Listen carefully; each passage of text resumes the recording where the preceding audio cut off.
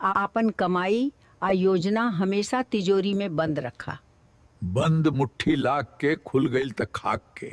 हसत घर के केहू के नजर न लगे, यहीं से देहरी पर दिया बारल जाला। सुख बरकत आ संपत्ति ई तीनों पर्दा में ही निक लगेला। जौने डाल पे ढेर फल लगेला वही पर लोग ढेला ज्यादा चलावेला। दिखावा आज के सबसे बड़ी बीमारी बन गईल बा।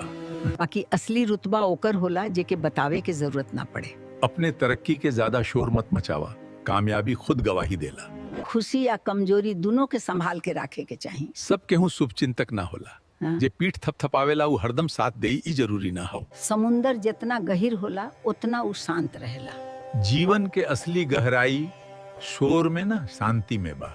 अपने जीत के शोर कम रखा, मेहनत के राह पे ध्यान रखा।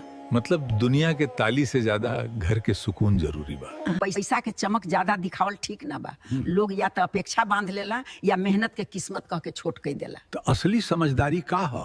चमक ऐसन रखा कि लोग महसूस करे, ऐसन ना कि आंखी में चुभे। काहे कि नजर दुनिया के आदत बा, आ सावधानी समझदार के ताकत।